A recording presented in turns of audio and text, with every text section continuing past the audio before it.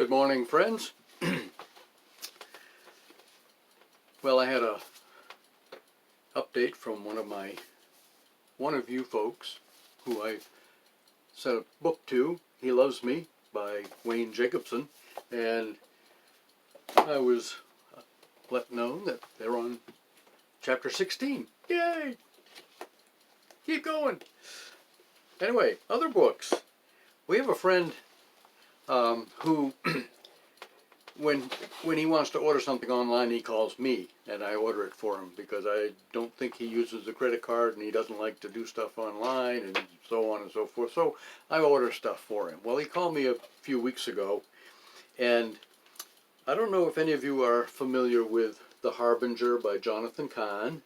He is a Messianic Jewish rabbi, Christian Jewish rabbi in New Jersey, I believe, is his home.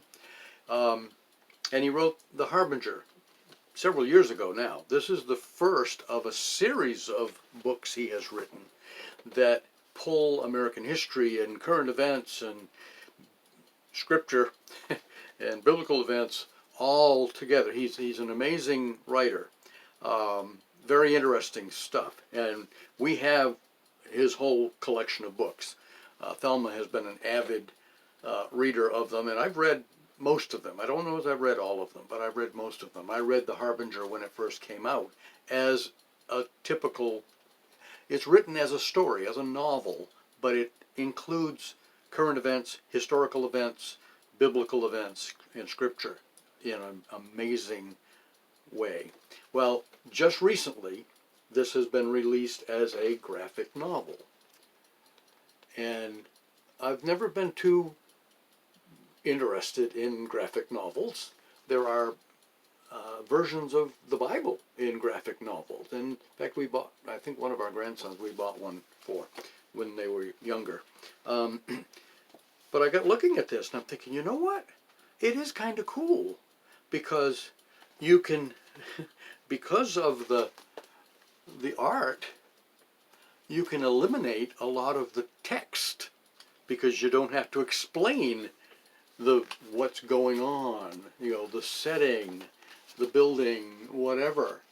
So you can focus on dialogue and other snippets of information that get their own little square on the page.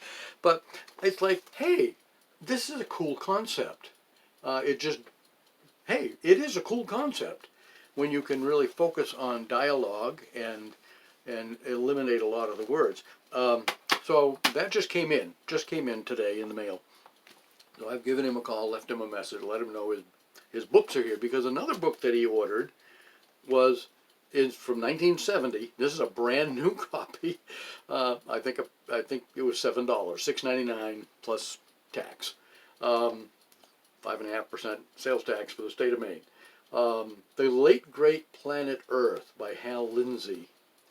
I think this might have been his first book of several that he wrote.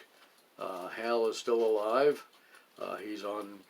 He's been on television, probably got hundreds of YouTube videos out there. I don't know. I haven't looked him up lately.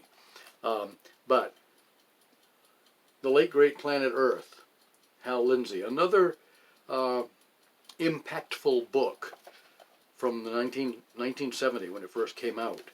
That, and I know I've read it, but it's been decades since I read it, and I have a copy of it, and I may dig it out and read it again. I've been reading a lot lately, as you know, and right now I'm not in the middle of any books other than the Bible. I started reading through the book of Joshua and stopped to finish up some of my other books. I need to get back to reading more scripture. I read a lot. We visited a friend a couple of days ago, and I read a lot there. We read a lot together, and that was good. And so I need to get more into the scriptures, get back into that. But these are good books too, and I'm not going to say I agree with everything that Hal Lindsey has to say. Harbinger is hard to argue with his stuff because he's got historical context there, and his other books. at least a half a dozen books that he's written in the last 10 years. So you may want to look into him. Have a good day, folks. Try to stay cool. It's beautiful here.